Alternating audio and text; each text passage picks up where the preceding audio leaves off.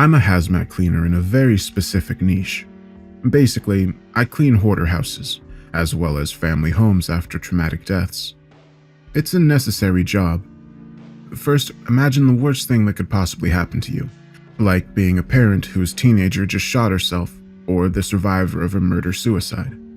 Then, imagine going home after the reports are filed and the detectives are done, and having to scrub your loved one's dried brains off the wall.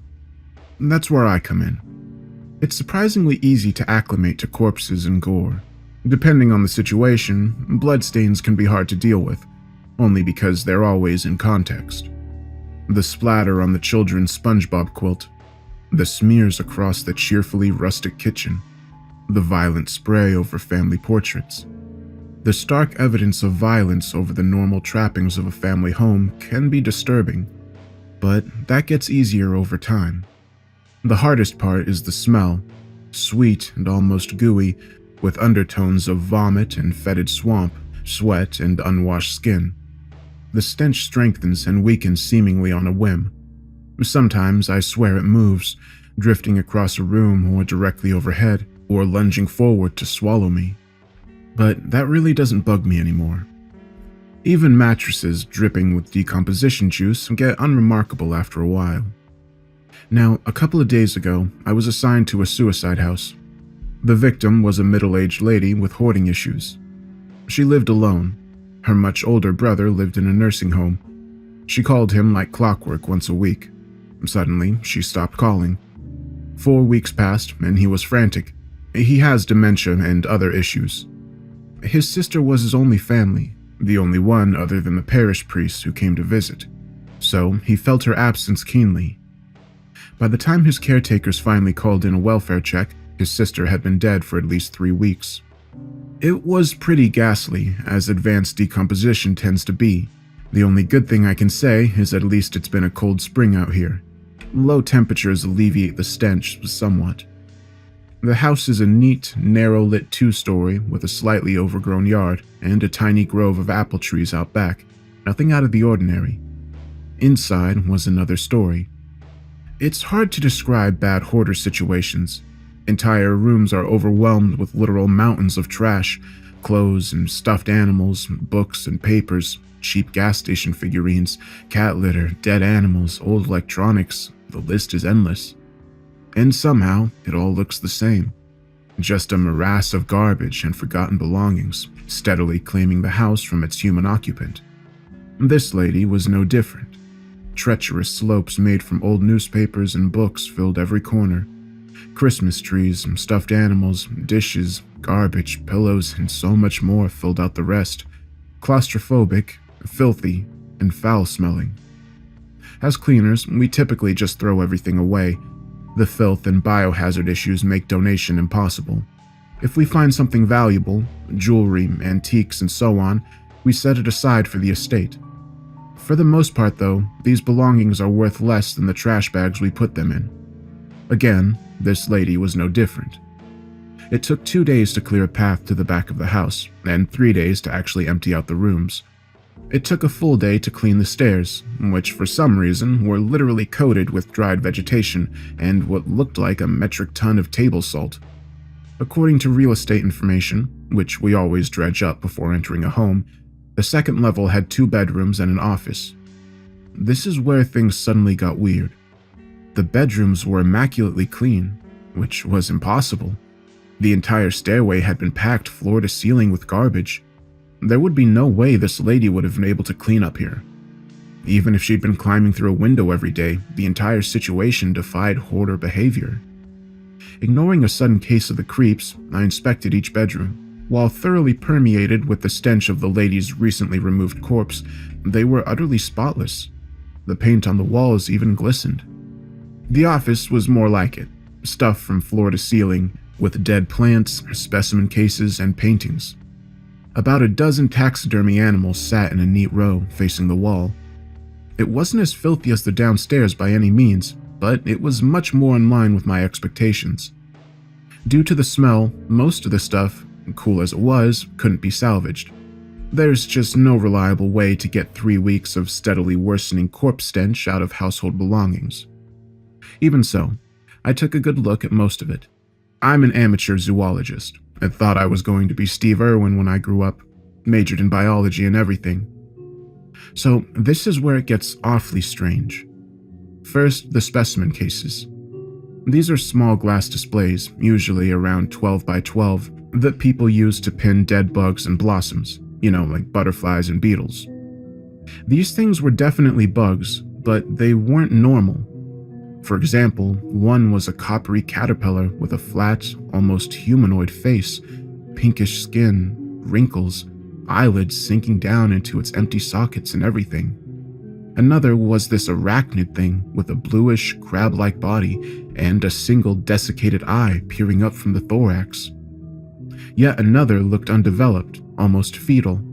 It had wrinkled, sage-colored flesh and long ears that reminded me of a basset hound.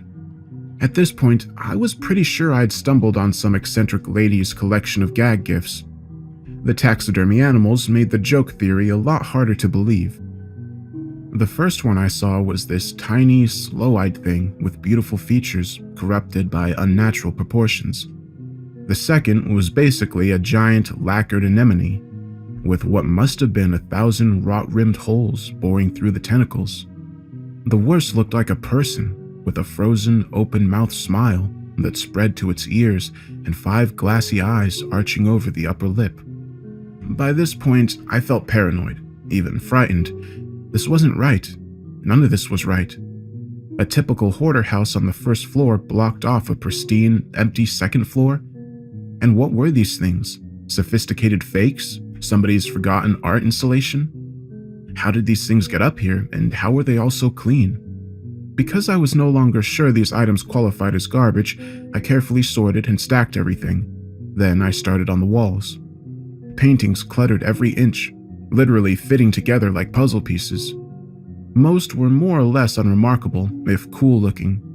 Lots of surreal landscapes and stylized creatures, which are catnip to my fantasy-loving self.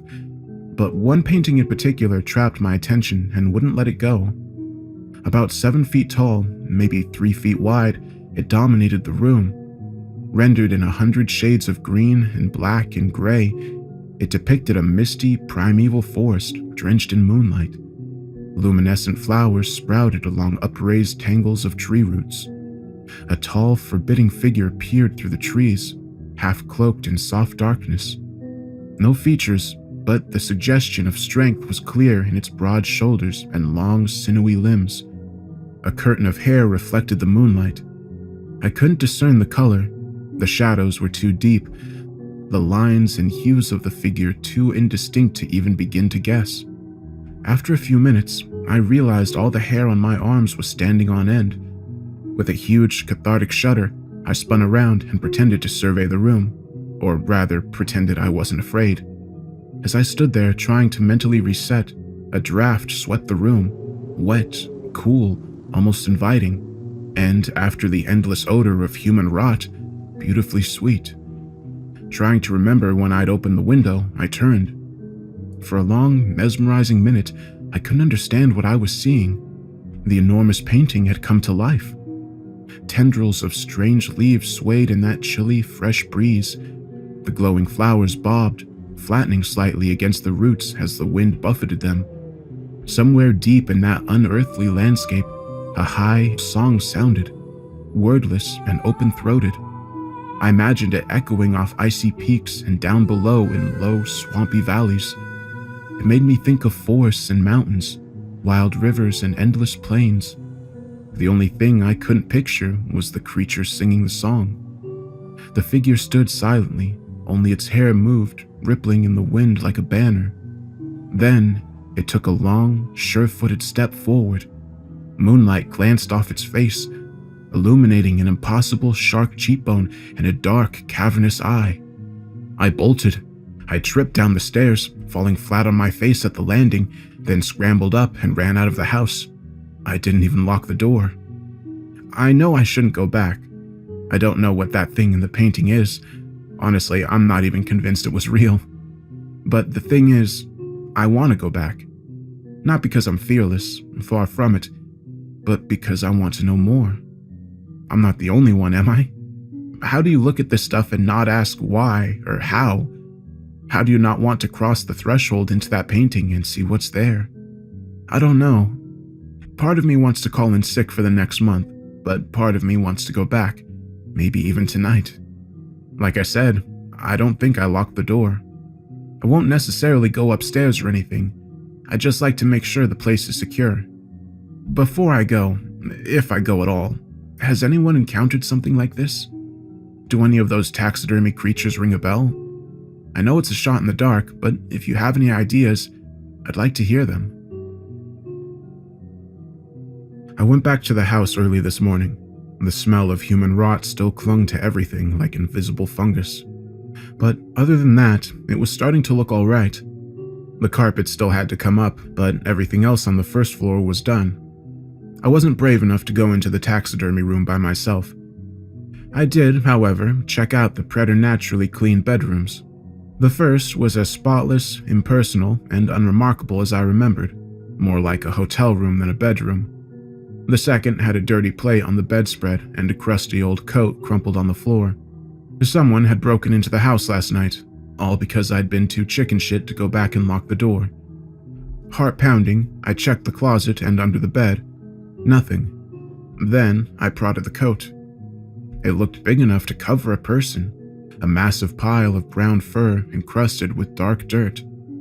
Handfuls of tender green shoots sprouted along the shoulders and back. I plucked one, feeling a mixture of curiosity and confusion, and inexplicable paranoia. Then I looked at the plate, crumples of dirt and greenery mixed with what looked like sticks, all overlaid with an odd gossamer shimmer. I leaned in and almost immediately reared back. Long, dirty spider legs and tiny, translucent bug wings. I swept through the house for intruders. I even peeked into the taxidermy room, but found no one. The isolation and general weirdness got overwhelming really fast, so I went outside and waited. My boss, let's call him Kurt, pulled up around 7. When he saw the taxidermy animals, his exact words were, "Just fake freak show shit. The lady used to work for a circus. Guess you found her mementos." He looked the giant, hold-filled anemone up and down with a grimace. "Real nice. Anyway, you're right.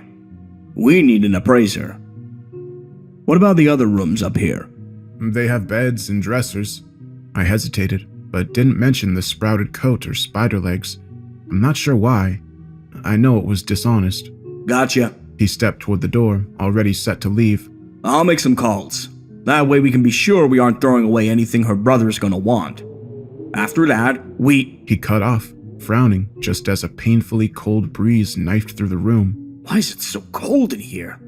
I glanced at the painting involuntarily. Kurt tracked my gaze and froze.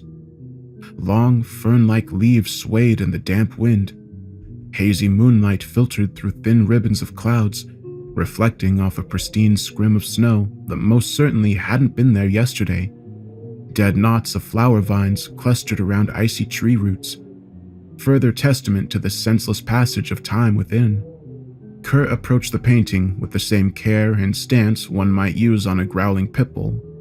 I wanted to stop him, but didn't quite dare. Not like I could do anything anyway. But I'm built like Frodo Baggins, and he's basically Geralt of Rivia, except clean. He tapped the picture frame experimentally, then reached inside. The ambient light from the snow reflected off the hazmat suit, turning it an almost angelic white. "It's so cold. Did you know about this?" "Yeah." He frowned, studying the feathery leaves on the tree. "For future reference, this is not the kind of shit you sit on for 12 hours. He pulled his arm back, briskly rubbing some heat back into it. Then he turned and beelined for the door. A terminal case of the creeps overtook me the second he crossed the threshold, so I hurried after him. To my mingled dismay and excitement, Kurt decided we were going to explore. We pulled ropes, pulleys, and harnesses out of the van and got to work. I did tell him about the figure I'd seen yesterday. Rather than fear or trepidation, a wild, almost feverish excitement lit his face. "So there are people in there?" We harnessed up and anchored the ropes as if preparing for a descent rather than a simple walk. Of course, he went first. I watched, heart in my throat, as that slivery, wraith-like light washed over him. The tree branches cast spidery shadows that played over his form like living things. Ice crunched under every careful step. He grew confident quickly and kept moving, growing steadily smaller until he disappeared into the trees. By the time the rope pulled taut, he had been inside the painting at least 5 minutes. I strained to hear, except for the gentle rustling of the wind. Everything was silent. Finally, the rope went slack. A breath I hadn't even realized I'd been holding washed over me. Several minutes later, Kurt's form finally came back into view, jarringly anachronistic and terribly, terribly small against the primeval backdrop. Towering forests spilled into the field of boulders, almost eclipsing him. The trees and enormous tangled roots in the foreground framed the landscape strangely. Bathed in that cold, hazy moonlight, it all looked like something out of a fever dream. Excitement coursed through me, overtaking my fear. I could barely wait for him to get back. I wanted to go in there more than I'd wanted anything in my life. He finally emerged, shivering, and immediately reached for a water bottle. Mud, leaves, and a delicate webbing of moss coated his gloves. It's cold in here. I can't believe how fucking cold. I can't believe it's fucking real. I clipped my harness in and we switched places. The second I stepped across the frame, I gasped. The chill was so powerfully shocking, it felt like I'd been punched. I tried catching my breath, but the stunning, alien beauty of the scenery made it impossible. Everything was so much vaster inside. The boulders in the near distance were at least the size of houses. Trees easily 10 times my height towered on all sides. Enormous nets of moss hung from the branches, drifting dreamily in the wind. The thought of entering that ancient forest made me shudder, so I veered to the right instead. The snowy landscape extended several hundred yards, terminating in what looked like a ridge. I walked briskly, trying to ignore a highly uncomfortable, unnerving sensation. It felt like my muscles weren't contracting correctly. It's hard to explain, but you know how whenever you breathe or take a step, everything contracts, then expands? It's like I was stuck in that expanded state, like my body couldn't tighten up again, leaving everything unnaturally loose. Wind strengthened dangerously as I tromped toward the ridge. The snow seemed old, possibly refrozen, crunchy thin and deceptively slippery. I moved carefully, steering clear of the crystalline rocks and the occasional struggling sprig of greenery. I searched the sky for stars, but the dreamy haze created by the moon reflecting off gauzy clouds obliterated whatever constellations there might have been. Steadfastly ignoring the unsettlingly boneless quality of my movements, I made it to the ridge. Straight down a sheer, rocky slope glittering with ice and deep blue veins of crystal sat a dark valley. Nestled in the center were labyrinthian ruins dominated by a looming black pyramid. Arranged in weathered steps, it looked both inexpressibly ancient and eerily futuristic. The sides facing me reflected the sky, like a hallucinatory collection of enormous silver mirrors. The rest of it was indistinct shadow. It looked alive somehow, like sentient darkness masking itself in a facade of light. At the very top of the pyramid stood a tall, thin figure, face turned to the sky, long hair whipped wildly in the wind, bright and filmy as the clouds overhead. A heavy gust of wind shrieked past, buffeting me dangerously close to the edge. I turned sharply and hunched down, hurrying back to the house. Temperatures dropped as the winds grew, and soon enough I was shaking. Ice and moon and bright snow mingled together, creating a glistening, dreamy atmosphere. Tree branches groaned as the wind tore their delicate nets of moss away. Somewhere in the distance opposite the pyramid, that strange song echoed. My bones and muscles felt looser than ever. The vibrations from that voice coursed painfully through my body, and for a few delirious moments, I was afraid the frequency would rupture my insides. Finally, the warm, mundane glow of the taxidermy room appeared among the trees. I caught a glimpse of Kurt's face peering around the edge, and I rushed inside. After the bitter chill of the painting, the room felt dangerously, oppressively hot. What did you see? I described the pyramid as best I could. as well as the slender, long-haired giant gazing at the clouds. What about the thing making that sound? The song continued to echo in the distance, brimming with emotion I felt too insignificant to comprehend. Did you see it? No. Kurt started pacing, all the while staring nervously at the painting. Have you put all these things on the manifest? Yeah. Redo it. Take it all off. Kurt. What? What's your solution? You really want to put all this shit up for auction? Don't know about you, but I don't want to end up shot by the fucking men in black. He paused and took a deep, shaky breath. Okay, tell you what. I'll take care of the manifest. That way nothing's on you. All you have to do is keep your mouth shut. We're done with this house in a couple days. Then you don't have to worry about it anymore. Panic and anger exploded. No, you don't get to take it. His eyebrows crawled all the way up into his hair. My insides instantly withered, but I held my ground. I found this painting. I could have stolen the damn thing, and he wouldn't have been any the wiser. He didn't get to steal it from me. Kurt's expression smoothed, and to my surprise, I saw a hint of relief. Not like I want to do it alone, kiddo. You look scared there for a minute. Thought you didn't want anything to do with it, that's all. Well, I do. Good. He peeled his gloves off and absently scratched his palms. We'll leave it here until we clear out on Thursday. Give ourselves some time to figure out what to do with it. Sound good? Yeah, I answered, because there wasn't anything else to say. We spent the rest of the day pulling up the carpets downstairs. He wasn't scheduled to help me today, but he understandably wants the house clear as soon as possible. I'm not complaining. At this point, it looks like I'll be getting paid to explore an alien world. Kurt cut the day short after developing a pretty ugly allergic reaction to the filth under the carpet. Even with the hazmat suit, he ended up with huge hives spreading from his fingers all the way to his elbows. I wanted to stay and finish it, but he didn't want me alone with that painting. That's fair enough, I think. On the way out, I asked to spread fresh salt along the stairs and sheepishly told him why. He made fun of me for believing in superstitious bullshit, but let me do it.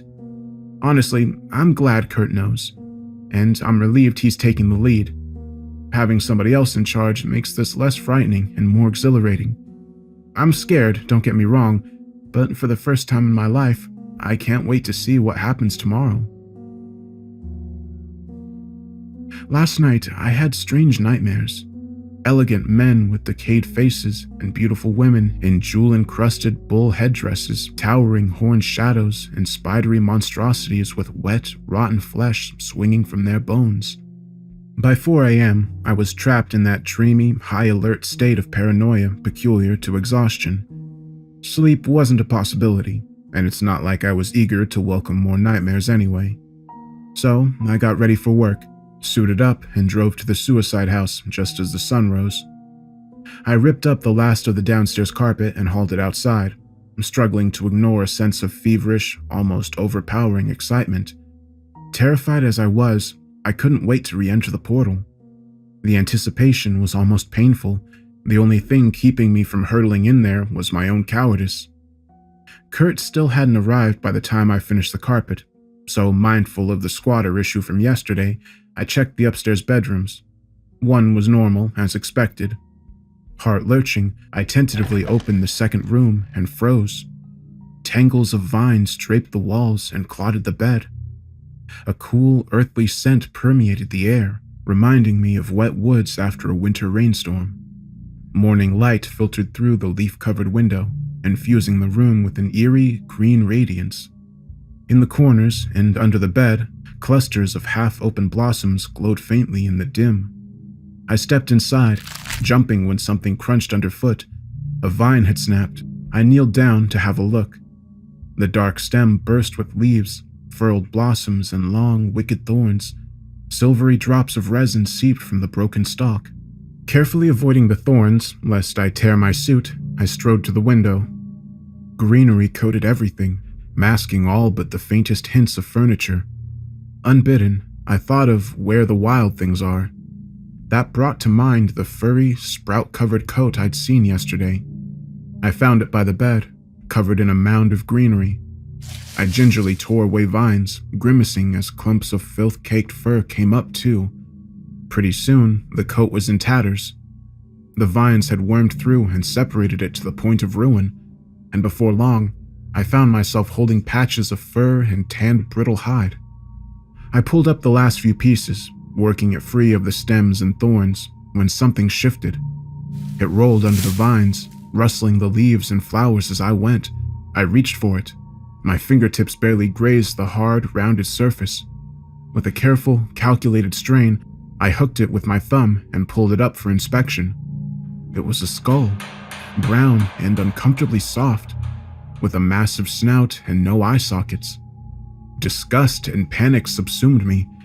Before I could think, I tossed it to the corner and stood.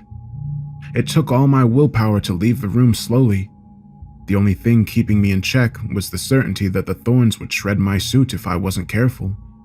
Fighting off my shudder, I finally exited and decided to check the taxidermy room. I pushed the door open, half expecting a pile of thorny plants to tumble out. The window here faced away from the sun, leaving everything shrouded in shadow. Even in the darkness, something felt terribly wrong. I studied the room for several tense moments before it hit me. The taxidermy animals. Yesterday and the day before, they'd been neatly arranged against the north side of the room. Now, they all stood around the portal, facing the door. The five-eyed humanoid with a wide mouth took pride of place. Positioned directly before the painting, the long-haired figure had returned to the frame. It rested on its haunches, poised like a sprinter about to take off. I slammed the door and ran downstairs, struggling not to hyperventilate.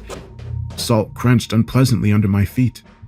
The way the house trapped the thick, syrupy morning light reminded me of my nightmares, all shades of orange and gold and red. I ran outside. Across the street, a blonde neighbor lady stopped and stared.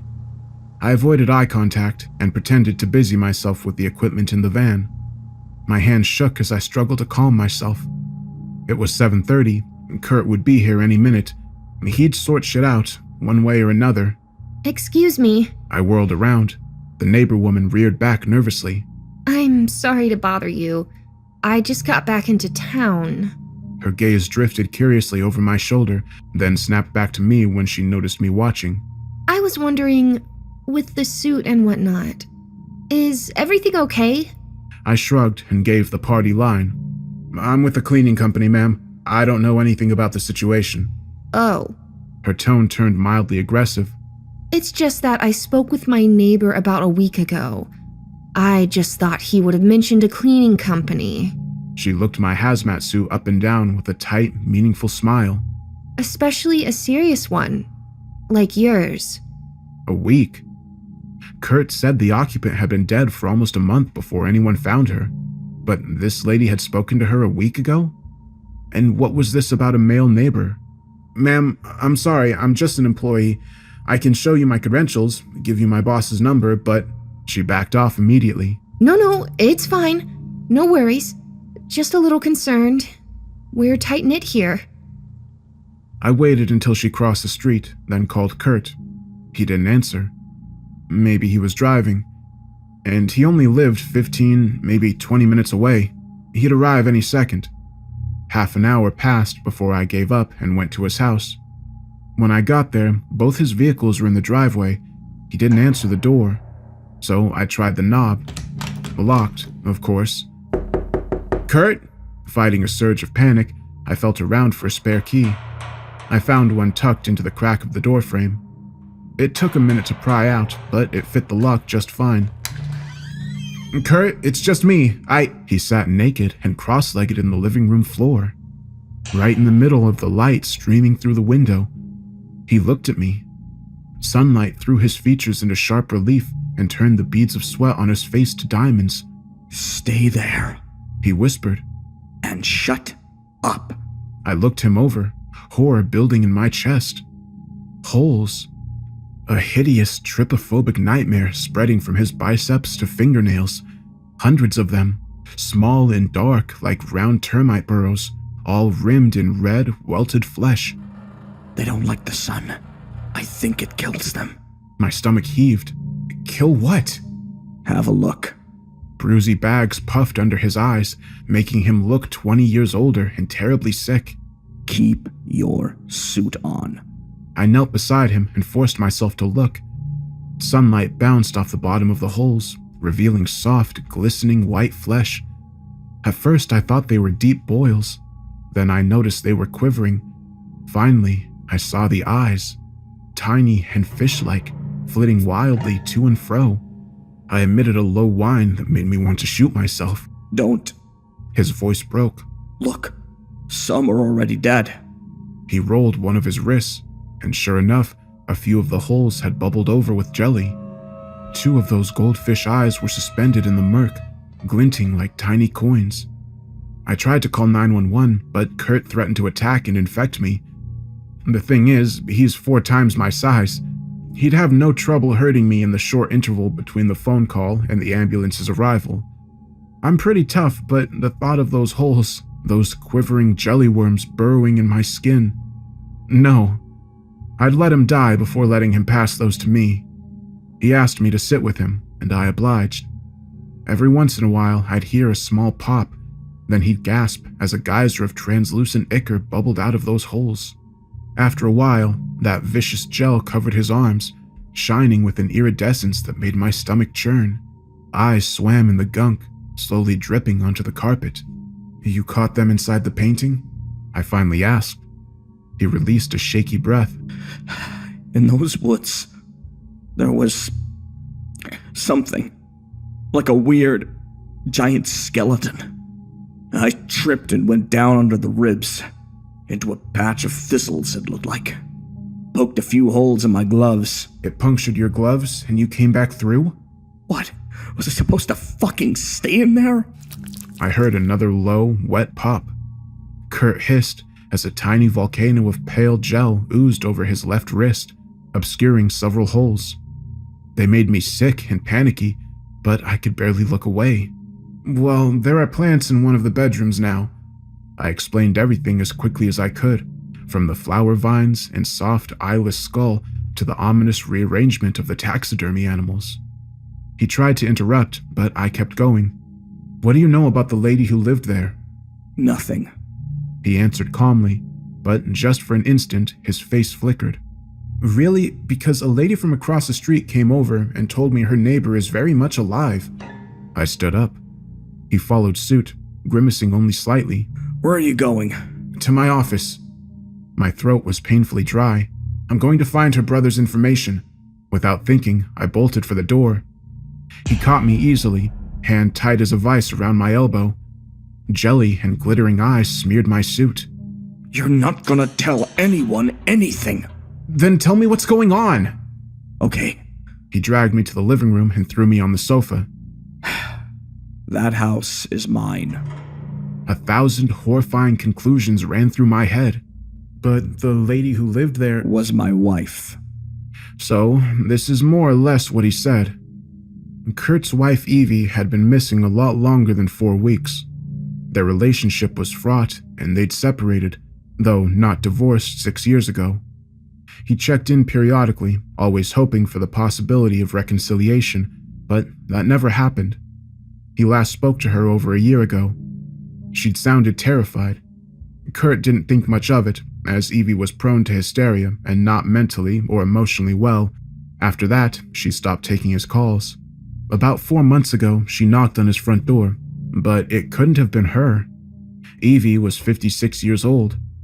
The girl on the porch would have been a dead ringer, except she was 30 years too young. She was giggly and excited and uttered endless strings of gibberish. When he freaked out, she shoved him into a wall with enough force to knock him out.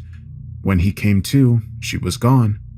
And he shortly found out, so was Evie's house. Now, a house was always on the property, but it was never the right house. Every day, Kurt saw a different structure and a different occupant.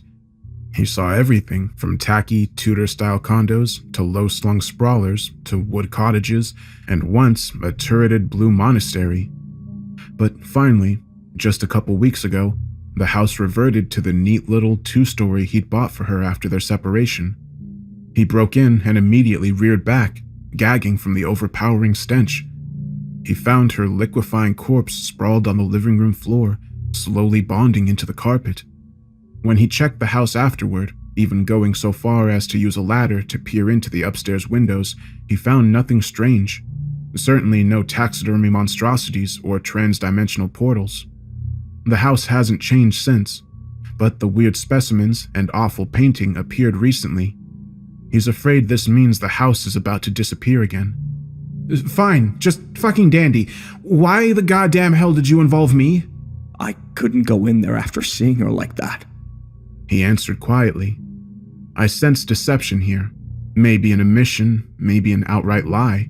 I couldn't tell, and I didn't have the presence of mind to pin him down on it. Instead, I angrily blurted, "Why did you tell me she worked for the circus?" She did. The house is the circus. So, I don't know if you know this, but a circus has a definition other than the clowns and elephants variety. A circus is a sort of open public space where several avenues converge. The circuses had been the crux of his last phone conversation with Evie. She sobbed that she was tired of the circus wanted too much, that she no longer knew what to do with the circus. So, what's the goal here? I made my voice deliberately callous. You own the house, why don't you just burn it all down? Because... He cut me off, hissing. A series of unwholesome pops filled the room. Fluid erupted from a dozen holes in his arms. He grimaced. Because that girl, whatever she was, wasn't my wife. She was too young. I think Evie might be alive. In the painting. Through the portal. He corrected me. He spread his arms. A rain of jelly pattered the floor. I didn't want to involve you, but I can't do this alone. Sure you can, I thought bitterly, but I didn't say it. Because you know what? I can't get the idea of the circus out of my head. An untold number of avenues from different dimensions and realities converging on a single, unremarkable spot in the West Coast's grossest mid-sized city. And that bitterly cold, beautiful world full of luminescent moonflowers and trees draped in breathtaking, intricate nets of moss. And the labyrinth. Of course, that dark labyrinth with a black pyramid at its center. I'll never have a chance like this again. Never in my life. Okay, what do you want me to do? Lay in the yard for a while. In the sun. Just in case these things are on your suit. Then go home. I'll call you when the infestation's dead. I did as he said, lingering in his yard till sunset. I checked on him one more time, still stretched on his living room carpet, squeezing fluid from those sickening holes, and went home. I've been waiting for him to call ever since. I hope his infestation's done. I know I have a lot of other things to worry about, but I can't stop thinking about those holes in Kurt's skin. It's great that sunlight kills them, but I'm scared of what will happen in the dark. By midnight, I still hadn't heard from Kurt, which was surprising. He'd been doing extremely well for a man whose arms looked like fleshy honeycombs, and I expected him to check in periodically, if only to let me know he was still alive. It occurred to me that I was expecting too much. Under the circumstances, it'd been easy to forget that I'm his employee, not his friend or anything else. My impatience probably seemed ridiculous, but the drive to learn, know, understand, and seek is all-consuming. The prospect of exploring a new world is overwhelming. I want an adventure so much. It's what I've wanted my entire life. Then there's Kurt. He's a good guy, and I care about him probably more than I should. I want to help him. And feelings aside, I have no way to explore this new world if Kurt dies. So around 11:30 on Tuesday night, I decided to go check on him. I opened my door only to find myself face to face with a stranger. It was a woman, copper-eyed and terribly pale, with a choppy, tangled mess of black hair. Chris? She whispered. Yes? I said automatically. Kurt's at the circus. He needs your help. I trusted her for a second before every alarm in my body went off. I tried to slam the door, but she struck forward and wrapped cold fingers around my wrist. The second she touched it, her pallor warmed into a heartbreaking peaches and cream complexion. Dull eyes brightened and dirty hair turned smooth and thick. My own fear and panic evaporated, replaced with a single-minded objective: help Kurt. I drove to the house with the stranger. The car didn't agree with her.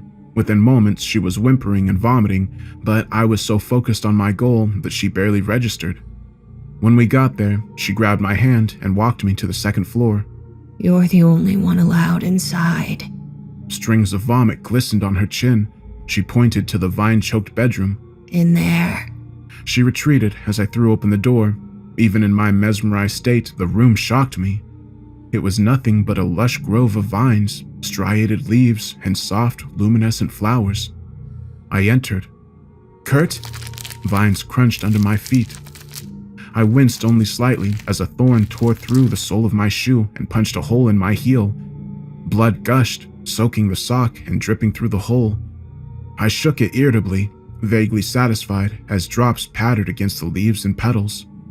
Flowers flared where the blood hit. The light swiftly spread from flower to flower, a multicolored chain reaction of bright blossoms. A shadow shifted in the corner. Relief flooded me as I ran over. Kurt, are you okay? The figure reared up. Glowing flowers illuminated an eyeless head that might have been bovine were it not for the teeth. I thought of the coat, that strange fur coat full of dirt and sprouts. Not a coat, a skin, but it had been dead. I'd seen and touched its skull. I'd pulled its hide to pieces. How was it alive? The creature lurched forward. Woody vines snapped under massive paws. Long, lupin teeth reflected the eerie light of the flowers. I turned and ran, slamming the door just as the creature pounced. It hit the door with a bone-shaking crack. I darted toward the stairs, stopping when I saw the girl. No longer whole and healthy, not even human. Leathery skin cascaded from her limbs, lumping and folding over itself. Her head was wide and flat, with 3 enormous eyes and a suppurating snub nose. I spun around and ran to the other bedroom. It was locked. To my shock, voices and music issued from behind it. I pounded on the door, screaming, but no one responded.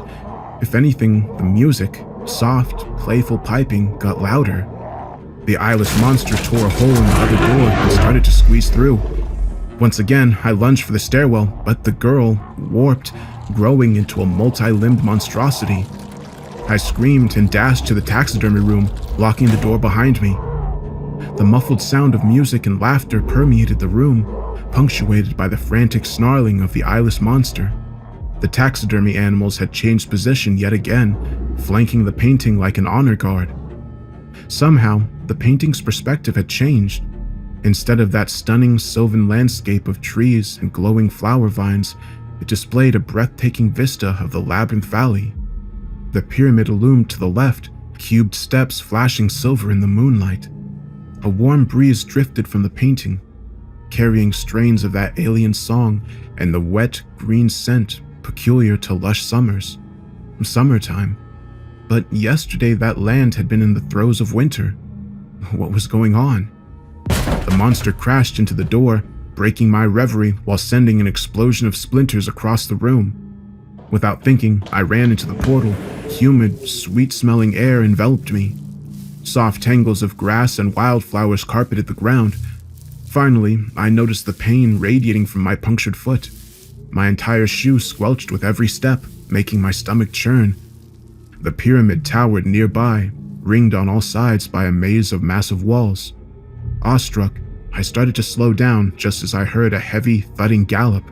I looked over my shoulder and saw the eyeless creature tearing through the grass. It ran low to the ground, long snout stretched outward. I sprinted toward the labyrinth and veered wildly to the right. An unbroken expanse of wall curved as far as I could see. Even through my fear, I marveled at it. The walls were smooth and richly dark. Carvings covered every surface, a mixture of unrecognizable characters and hieroglyphs. Finally, I saw a light ahead, soft and soothing green. It reflected off the walls like a beacon. Grimly ignoring the galloping monstrosity behind me, I put on a final burst of speed and ran to the entrance. The eyeless thing caught me just as I crossed the threshold, batting me down. I squirmed away, heedless of the sharp undergrowth pricking my skin. It caught me easily and swiped. Burning pain subsumed my wrist, followed by a cascade of slick, wet heat. Light erupted all around me, the flowers again blazing to life. I cradled my injured wrist, shivering as blood streamed over my fingers. The monster thrust its snout against my throat. For a terrible instant, its teeth pressed into the soft skin. Then, it pulled away, leaving a cluster of fur and sprouts in the hollow of my throat. I crawled to my knees, sobbing, and scuttled away. The pale light illuminated it fully. A broad, bony chest lay atop its long snout, creating a sharp angle that somehow looked inorganic. Thin, brittle skin stretched painfully over its skull, splitting apart in several places to reveal the bone beneath. It didn't have enough flesh to cover its teeth or gums, resulting in a perpetual snarl. Its head was enormous, far too large for its low, muscular body. It tried to raise its head, but couldn't. The snout lifted several inches before plummeting back into the earth. The monster retreated suddenly, disappearing into the tall grass as a shadow swept across me. I turned around, already knowing what I would see. Sleek, long hair shone like glass. Inhumanly sharp planes created an angular, hypnotic face that was equal parts breathtaking and horrifying. He knelt in front of me. I kicked away, feet tangling in the long grass, but grabbed my hands and pulled me close. His skin glimmered strangely, moon-white and iridescent, composed of a delicate, overlapping pattern that reminded me of scales. He inspected my wound, iron grip pressing down to the bone. Then he pressed my wrist to his forehead, smearing my blood all over his face. Somewhere in the labyrinth, a throaty song began to echo. Finally, he brought the gash to his mouth and sucked. Agony immediately exploded. I thought of poison, of venom, acid eating me down to the bone. This was it. This was fucking it. I was dying outside of an alien pyramid in a shitty painting while a half-starved reptilian dissolved me with his tongue. I passed out. Sometime later, I woke, propped against the labyrinth. I shot up and scanned my surroundings. Nothing. No light, no monsters, just brambly flower fields and the endless curve of the wall. I retraced my path and soon found the portal to the taxidermy room. I entered anxiously. Everything was still and silent, with no music or laughter to be heard.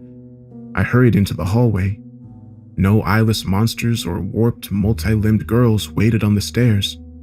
I sobbed with relief and ran downstairs, but stopped when I saw the front door. The five-eyed taxidermy monstrosity sat just to the side. Glass irises glittered over its unsettling wraparound smile. It looked for all the world like I'd caught it in the act of blocking the door. Those relieved sobs morphed into frightening crying. But what was I supposed to do? Go to the backyard, taking my eyes off this thing in the process? No. Fighting a surge of panic, I tiptoed to the door, staying as far away from the creature as I could. It towered over me. The top of its head grazed the doorframe. Had it been that big before? I couldn't remember. With a choked gasp, I opened the door and ran out into the night. I expected it to follow, but reached my car safely. I thought immediately of Kurt. The warped girl had used him to lure me away. Maybe this meant he was dead. Maybe it meant something even worse. I had to know either way, so I drove to his house, struggling to suppress visions of limbs so full of holes they split apart. When I pulled up, I saw all his lights were on. I got out of the car, almost laughing in relief. That relief soured when Kurt opened the door. I stopped in my tracks. He looked unwell. His hair lay slicked against his scalp, and his skin glistened under the porch light. My stomach clenched, but I approached anyway. "Kurt, sorry for stopping by this late. He shushed me and beckoned. His movements were slow, almost clumsy. "Where have you been?" He whispered. "I've been trying to call you all fucking day." My skin prickled. "Why? Are you okay?" "Just come inside. Now."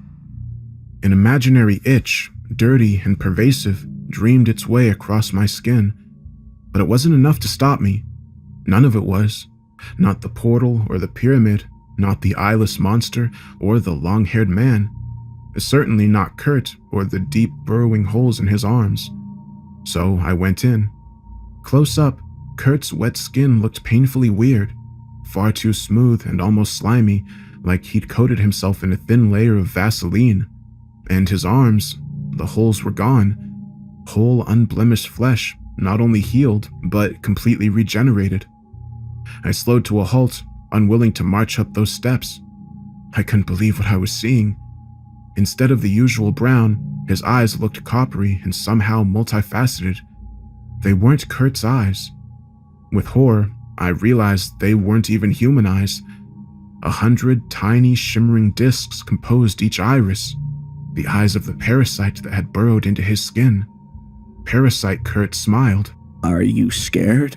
My knees felt watery and terribly weak. My car was close, but would I be able to outrun him?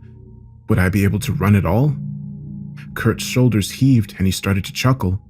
Then a voice, his voice, came both from inside the house and from the body in front of me. I'm scared too, but holy shit.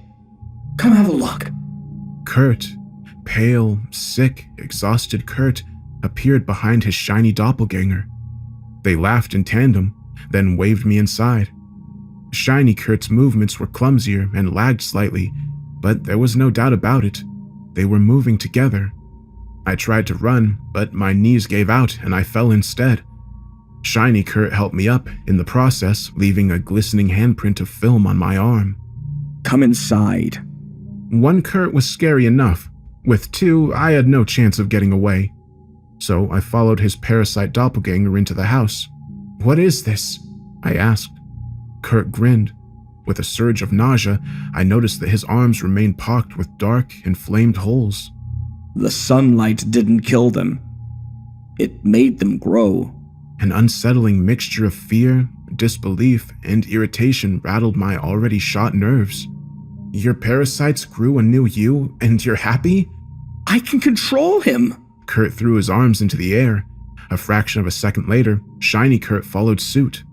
I could speak through him. I could see through his eyes. He ran his hand through his hair, laughing triumphantly as his doppelganger did the same. He's me. Another part of me. Okay, Kurt, this isn't... What if there are more inside you? His certainty gave me a chill. For the first time since this started, I wanted no part of it. There aren't any more. They're all him now. Somehow, I talked both Kurts into sleeping. It's been several hours now. I'm worried about Kurt. The holes in his arms look infected. Even worse, I lost a lot of time. I last spoke to Kurt Tuesday afternoon. It's now Thursday evening. An entire day passed while I was in the portal. That doesn't make sense at all. According to the way the seasons change in the painting, time passes more quickly than it does here. As for the injury inflicted by the eyeless thing, it looks alright. The edges are too pale, with an iridescent sheen I can't think about for too long. I can't think about Kurt either, really. I've tried to sleep a few times, but whenever I drift off, I hear the faint sound of that singing I heard in the labyrinth. Every time I wake up, I have to fight the urge to return to the house, to that portal. I'm finally afraid, finally seeing this entire situation for the horror show it is, rather than the adventure I wanted it to be. I don't know what I'm doing though. They know my name and have my blood. I don't think I have a way out anymore. Kurt has a closet full of sprouts and human bones. I found it by accident the other night after he and his parasite doppelganger fell asleep. It looked like a shrine. Tangles of vines coated the walls, competing for space with glossy, striated leaves and those luminescent night blossoms. The bones were suspended from the ceiling. Vines snaked through sockets and ribs, hoisting them up effectively as a harness. Sprouts cover everything like confetti. Unlike the flowers, they're dead, whole but dry, fragile and crumbling from root to crown. I reached out to touch them. I don't know why. I didn't want to. It was a numb, thoughtless compulsion, almost like a spell. The greenery enveloped my arm, gentle and cool like mist. My fingertips quivered a fraction of an inch from the sprouts, and one of them twitched. Dark matter plumped and darkened, growing into a rich green shoot with lush leaves. The root snaked upwards. At the bottom, I saw an eye, small and round and metallic, like that of a goldfish. I reared back and slammed the door, then obsessively scanned my skin for sprouts and eyes. I heard footsteps from the living room, Kurt's shadow preceded him, stretching over the wall. "What's in there?" I said. Evie. He halted in the mouth of the hall.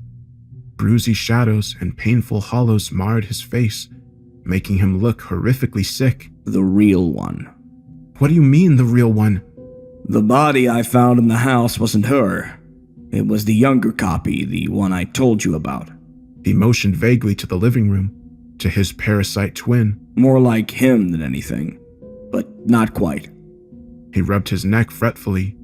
I'll tell you what I know. Come into the kitchen. I did as he said and sat at the table while he cluttered around, trembling. He threw on a pair of yellow dishwashing gloves, then brewed tea and put together a plate of cold leftovers. He sat both in front of me and took a seat at the opposite end of the table. Only when I started to eat and drink did he speak. Evie had a lot of problems. Actually, from what Kurt described, Evie was insane. She claimed to be the victim of an adoption gone wrong, a kid who'd spilled through the cracks and been sold to a new parent. That parent was a rich woman who supposedly ran a network of private schools for disadvantaged youth. Evie told Kurt the schools were just a front for a breeding program and training a regime to create what she called obedient sociopaths. According to Evie, the babies were invariably used in rituals. Rituals for what? To create circuses, among other things. Evie told Kurt all about circuses basically from day one. A circus is a locus, a place where several planes of reality converge. Circuses do not occur naturally, they have to be built, and building a circus is a horrifically violent process. Even worse, the builders have no say over which planes converge. More often than not, you end up with a circus you cannot control, filled with beings and artifacts that actually use you. Entities that possess the ability to manipulate or rewrite reality on a whim. We can't comprehend these beings because we exist on the most mundane of planes. Not due to chance, but because we, as a species, expect and require the mundane. We influence and shape our own reality to suit our comfort zone. Our collective will functions as a creator force, but that collective will isn't enough to control these entities. Circuses help with that. A proper circus acts as a cage, but like all cages, the bars rust and the locks break if you aren't careful. That's why Evie left him. Her guardian, old now, on her deathbed, ordered her to take care of the circus. Kurt was flabbergasted. What kind of horror story, fairy tale, MK Ultra shit was this? Evie claimed they'd kill him if she didn't do it, that his life was in danger as well as the world itself. When he tried to stop her, she assaulted him, and he got her temporarily committed on a 72-hour psychiatric hold. But when he went to see her the next day, she wasn't there. No one even confirmed that she'd been there at all. She disappeared. 2 years later, he found her by accident. She looked awful and was desperately lonely. A bad guardian, she kept saying. I'm a bad guardian. Then she asked him to stay with her.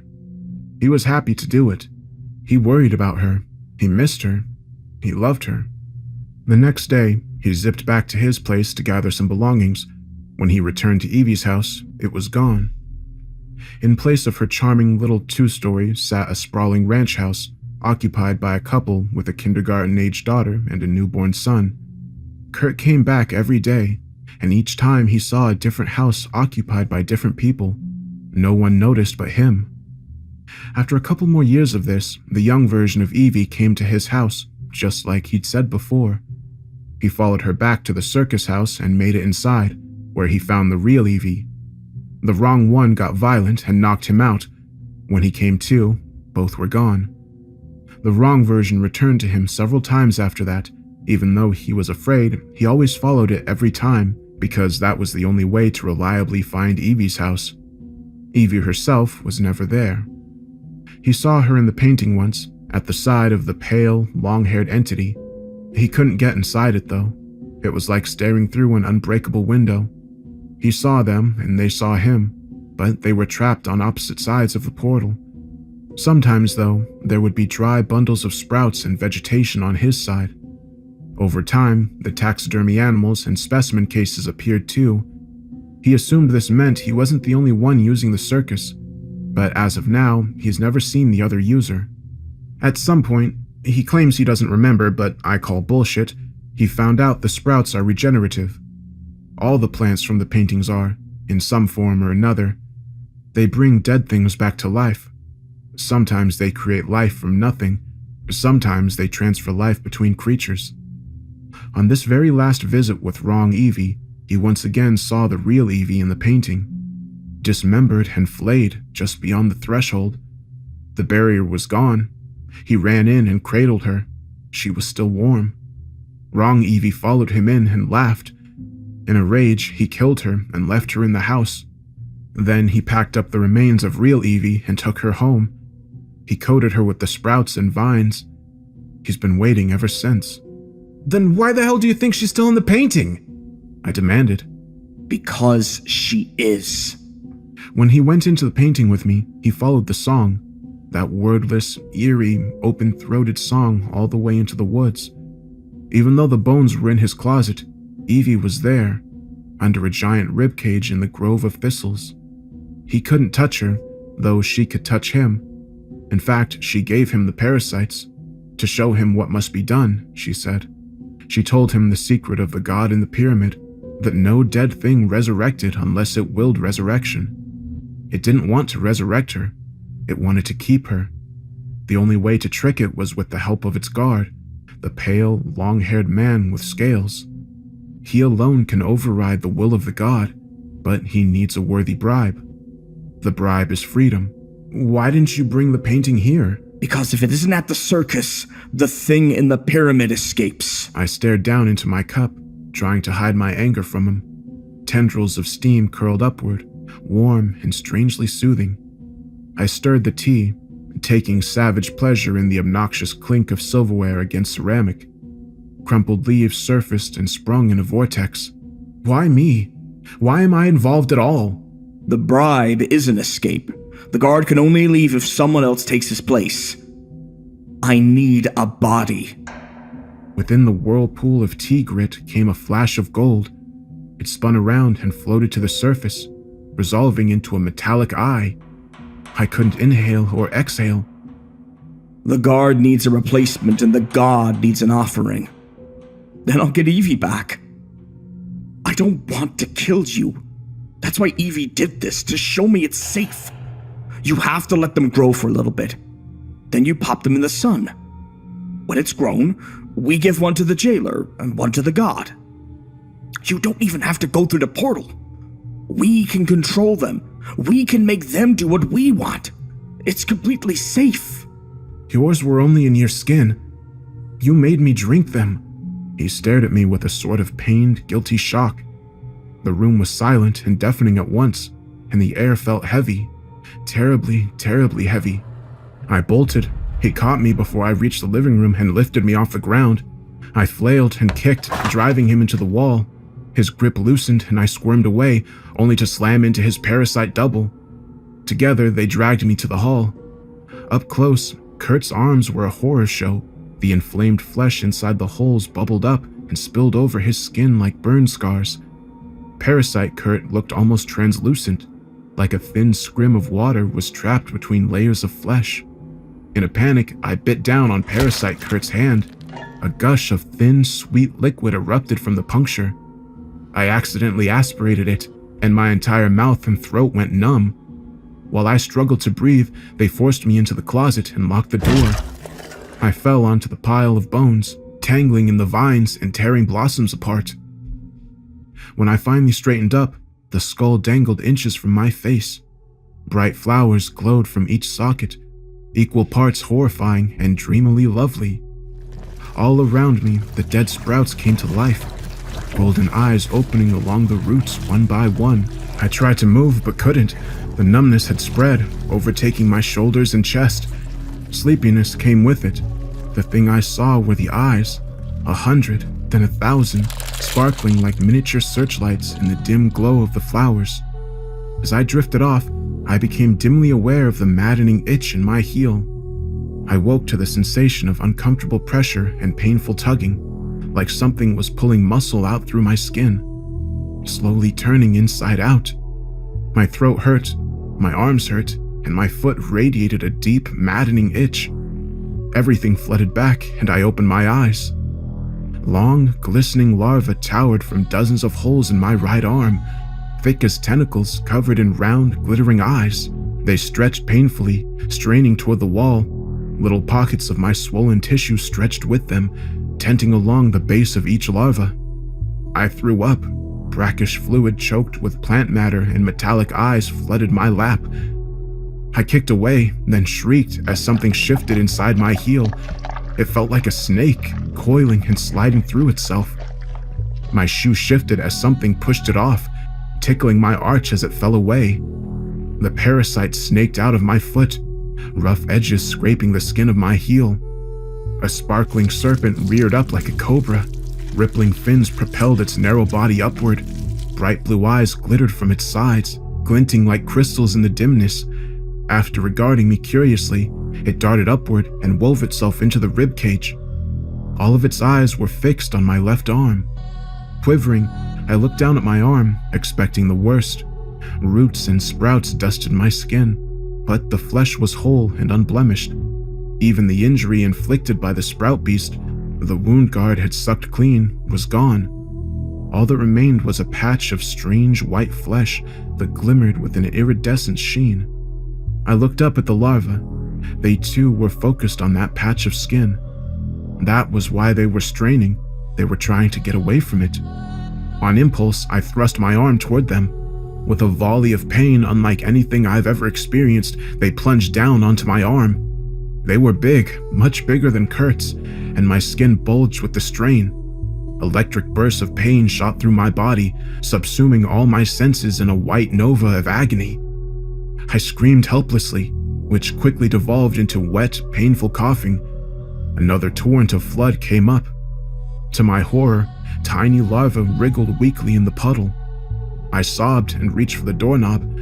To my shock, it turned, spilling me out into Kurt's hallway. Soft, midday shadows cloaked the wall, but I saw clear, clean sunlight streaming into the living room straight ahead. I tried to stand, but my legs weren't strong enough.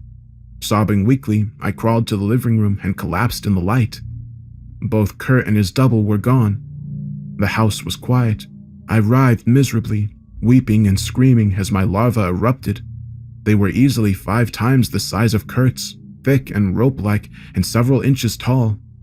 Even worse, they made noises, keening, high-pitched screeches that seemed to slice through my head. I coughed helplessly the entire time, stomach and lungs expelling incredible amounts of dark fluid. Roots, sprouts, and weak parasites came with every expulsion. It smelled sweet, almost tropical, with hints of citrus and flowers and warm rain. The larvae were too large to simply explode. Instead, they ruptured, swelling and splintering like overcooked sausage, and splattering everything with thick, translucent ichor. Had I been physically capable, I'd have crawled out of the light just to escape the pain, but between the endless coughing and weakness, I was as good as paralyzed. Eventually, I faded out. A sensation of warm heat and softness woke me up after sunset. I turned over. Something squelched under me, thick and damp like jelly. I sat up and found myself wallowing in a pool of exploded larvae. Strings of their tattered skin trailed from the inflamed holes in my arm, reminding me absurdly of seaweed. Their eyes lay everywhere, glinting dully in the dying light. My foot twitched, whimpering. I looked up as the serpentine thing snaked out of my heel. The skin around it was baggy and pale like a blister. The serpent darted over the mass of jelly, picking out the eyes and eating them eagerly. Stomach lurching, I glanced at the holes in my arms. Pus rimmed the edges, paleness contrasting with the furious, swollen red. Each pit bored downward like a honeycomb cell. At the bottom of one, I saw a quivering mass of tissue studded with small eyes. Altogether, I counted 10. 10 ruined pits in my skin, glittering with fresh larvae. They're growing back. I tried to pull the rippling snake from my foot, but before I could touch it, it burrowed deep. I swear I can feel it curling around my bone. Maybe that's why I'm weak. It's damaged my tendons and muscles. Breathing isn't easy. Each inhale is ragged and thick. Soreness radiates from my ribs and down to my stomach. It's more larvae. They're inside me, I know it. I have to go back to the house because my only hope is the guard. Kurt said he needs a body as a bribe. That's fine. I've got my own slippery doppelganger growing. The larva jelly is bubbling up before my eyes, slowly resolving into a copy of me. If it doesn't want a doppelganger, I can always give it Kurt. Even now, after all the lies, I feel for him. I really do. But if he wants his wife back, he has to pay the price himself. I've always preferred pain to itching. Not that I enjoy either, but pain is straightforward, even at its worst. Pain is somehow clean. Pain always has the decency to kill you once it reaches a certain threshold. Itching, on the other hand, is filthy and compulsive. Itching can't kill you, it'll just drive you insane. In fact, if you could transform the essence of madness into sensation, that sensation would be itching. Itching was the only thing on my mind as the larva infestation worsened. Every breath produced a deep, explosive itch that wrapped over my ribs and organs. I saw vines in my mind's eye, thin and wet, and tipped with golden eyes, winding their way through my body. By the time my parasitic doppelganger blinked awake, night had fallen, and my larva had regrown. The new batch was small and stringy, ill-looking. They peeked out anxiously from the holes in my skin, quivering. My doppelganger was easy to control. Actually, there was nothing to it. When I moved, it moved. I was glad for this, because I didn't have the energy left for conscious control. With a great deal of effort, I dressed it, and together we hobbled out to my car. There was a moment of confusion when it tried to climb into the driver's seat with me. I repositioned it in the passenger seat, struggling as it mirrored my movements. The larva surfaced to watch, straining the tender flesh at the bottom of the holes. The drive to the suicide house, to the circus, was a hallucinatory nightmare. Things crept around inside me, prodding and squeezing tissues. The winged snake in my heel thrashing angrily, nipping my skin as it attempted to chew through my shoe. Worst of all, I couldn't stop coughing. Every fit inevitably ended in a torrent of vomit choked with leaves and tiny golden eyes. My doppelganger gagged with me, identical except for its eyes, flat and golden, comprised of 100 parasite irises. After what felt like eternity, I reached the circus and led my doppelganger inside. The living room had transformed into a grove. Vines and glowing flowers covered every surface. In the corner, dimly illuminated by the blossoms, sat the enormous anemone. Tentacles drifted dreamily, seemingly oblivious to the holes scoring its flesh. The five-eyed monstrosity lay before it, half buried in vines. I shuddered and hobbled upstairs. My doppelganger followed hesitantly. Through my haze, I heard voices, men's laughter, and a woman's playful, sarcastic bite. One of the bedrooms was closed off. A bar of golden light flickered along the bottom of the floor. The door to the other room was torn to pieces, drooping on a single hinge. My larva peeked out and pulled toward the open room. A mindless, blissfully calm compulsion overtook me. I followed their lead and ducked inside.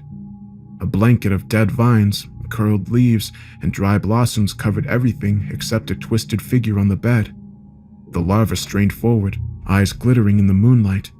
It was the warped girl, unnaturally stretched across the blood-soaked quilt. Strangely, slates lay atop each of her hands. They were piled with hairy spider legs and bloated tentacles, garnished with sprouts and dead flowers. Horrific details resolved as I came close. From throat to thigh, she was a bloody ruin. Glistening guts cascaded from her butchered abdomen. Buried in the morass was a multi-limbed fetus with several eyes. Translucent hands clutched the gory remnants of a twin. The spell suddenly broke. The larva retracted, causing a nauseating explosion of itching that radiated my shoulder. I turned, retching, and found myself face to face with the five-eyed taxidermy monster. It loped past me and lunged, plunging long, thick fingers into my parasite's doppelganger's throat. Thick ichor spurted the blood from an artery and it collapsed. The serpent in my heel quivered. My knees gave out and I slid helplessly to the floor. The five-eyed monstrosity approached and knelt before me. To my shock, it spoke. In all their forms, the parasites overtake and ruin your mind. Its voice was low and liquid.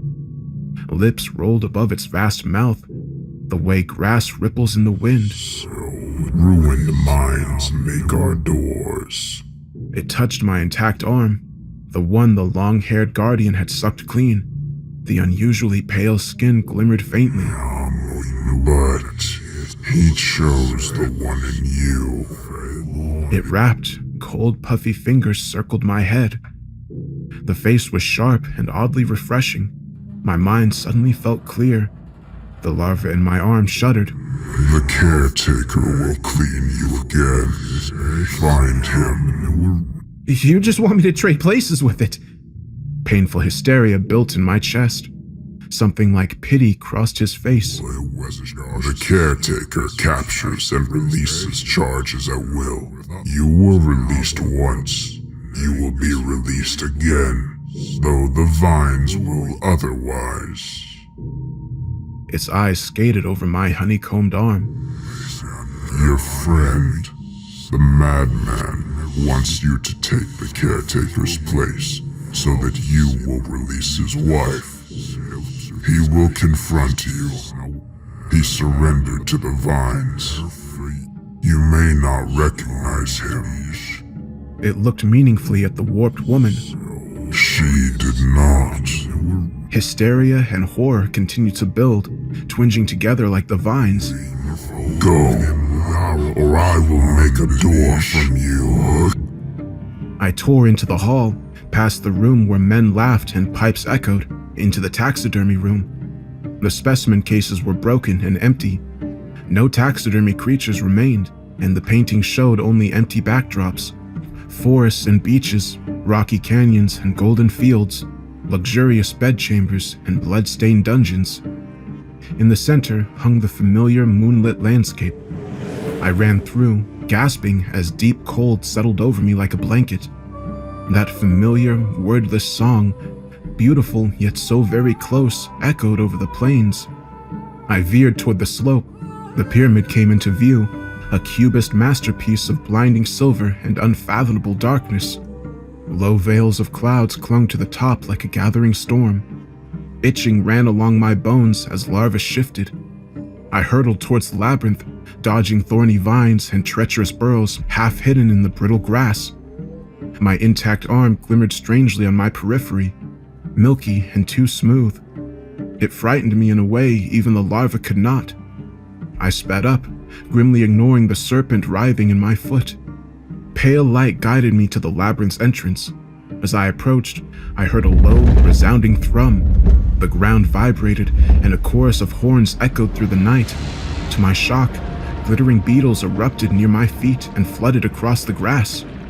Other creatures followed, antlered hogs and primordial cats, giant toads, tiny foxes with billowing clusters of tails, and more. So much more, all running away from the pyramid. I reached the entrance just as a pack of long, low wolves with tusks and bulbous eyes bolted past. 6 winding paths flanked a marbled promenade that led directly to the pyramid. Horns and wordless wailing echoed off the black walls. The larvae in my arm peeked out of their burrows. I fought the urge to rip them out. The pain, I knew, would make me black out, and marched forward. More paths sprung off the promenade, narrow and impenetrably dark.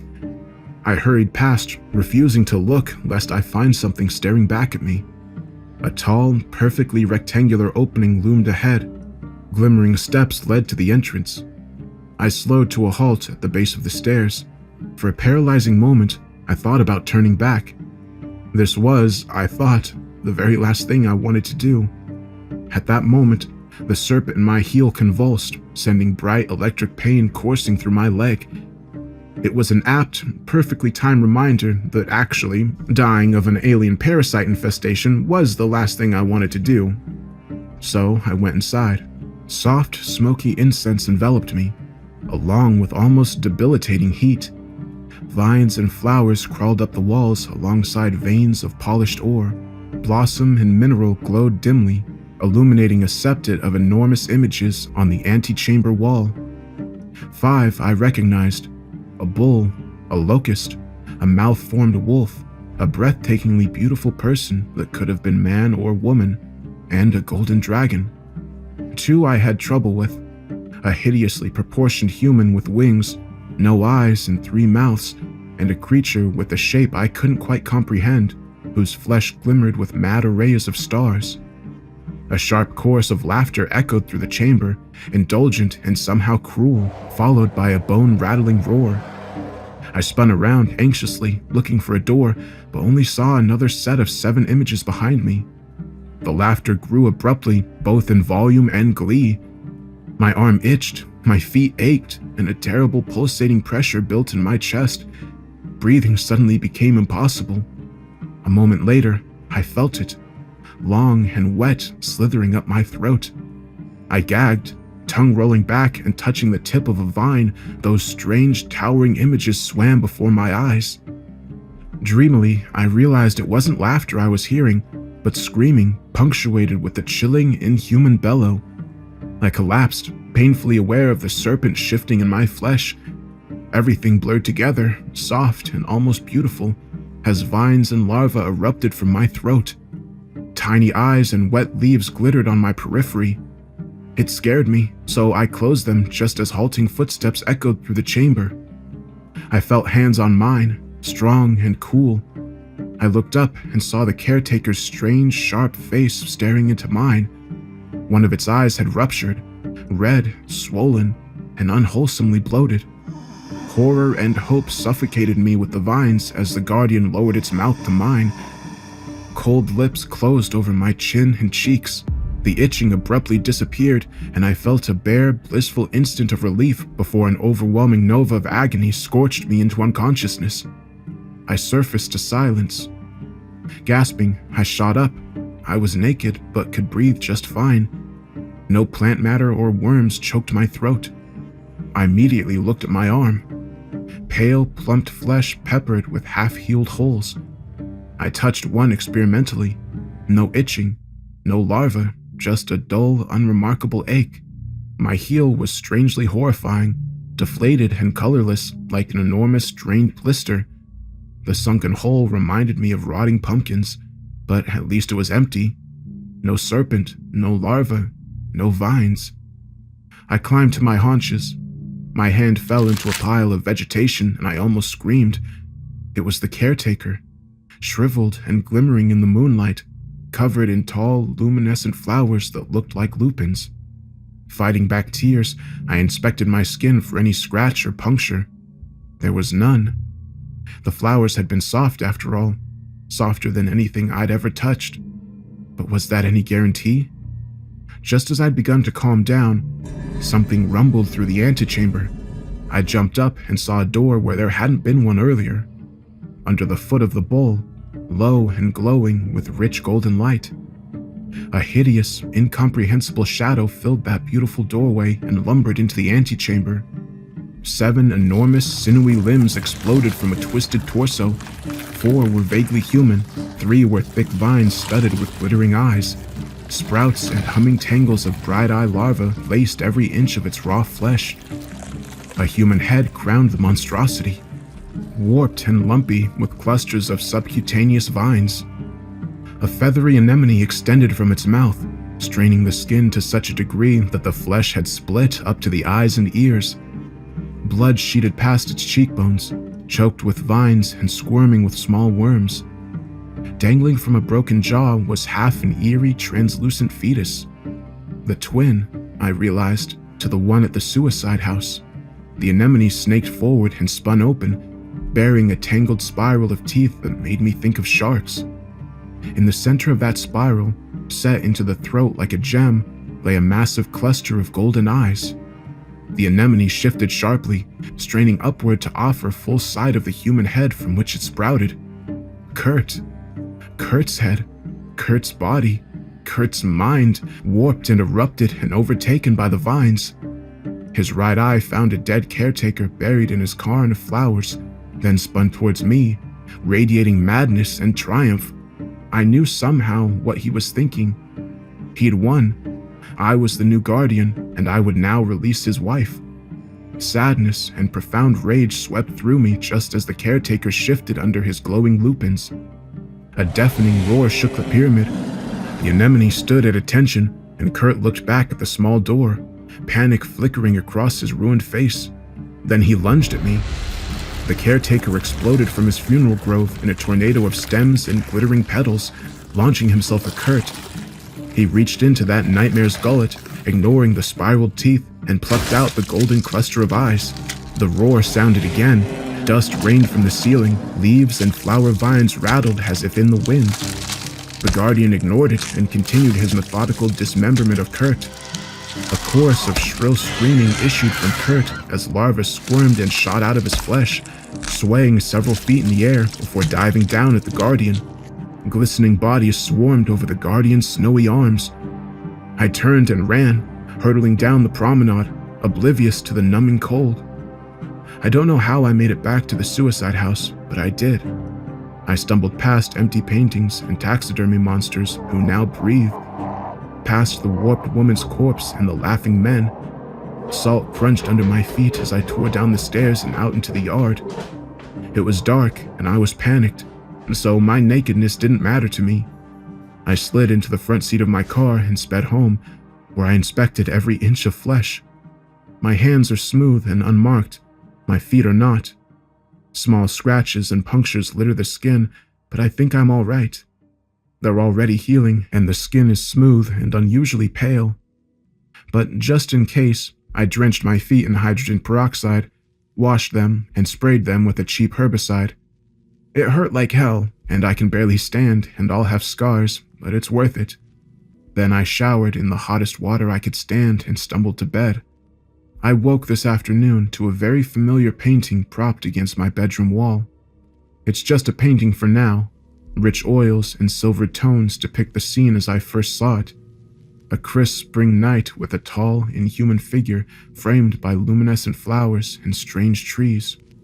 I left it there and went to the suicide house.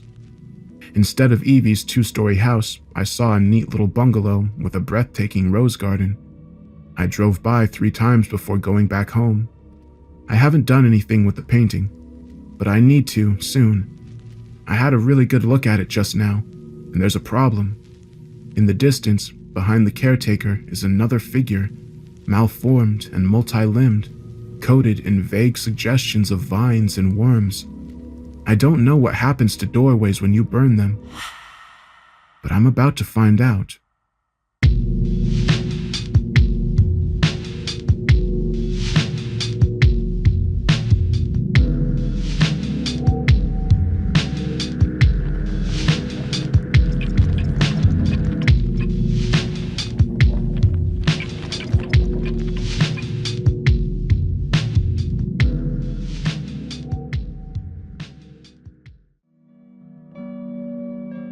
Hey everyone. So this story was really interesting. It's something I'm probably going to have to listen to again because when I'm making a video, it's not really the same as like sitting and consuming a story, if that makes sense. It's like a different state of mind because I'm creating something.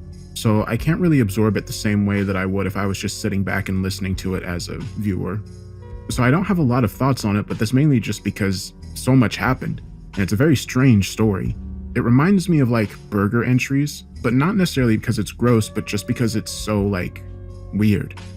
It starts out, as a pretty normal story about the guy going and cleaning up that house, and then just like left and right, shit keeps changing. Like it turns out it was that guy's house, but then it turns out that all this other crazy ass shit was going on. Then they go through the portal and it's just even crazier. So yeah, I'm gonna have to listen to this again to really actually get some thoughts on it. But if any of you have any theories or thoughts on the story, I'd love to hear it. I'm curious to see what you all think. Alright, and other than that, I just want to mention a few things. So for those of you who don't know, I have a music channel called Somnium Music, where you can listen to the music that I make for these stories. And also, if you want to listen to these on Spotify and iTunes, you can. Just search The Dark Somnium and it should come up as a podcast. Now, there might be 2 Dark Somniums on there. One of them is one that I used to upload under when I was uploading the narrations as songs, before it was an official podcast. And then there's the official one with all of the stories that I have up now, and you can tell the difference because the official one has the Dark Somnium's name in the little logo thing. But yeah, I'd love to hear feedback on the story, and if there's any particular types of stories you'd like me to keep an eye out for, whether it be like sci-fi or nature or cryptids, stuff like that, leave a comment letting me know what kind of stories you'd like to see in the future. But with that said, I hope you have a great day.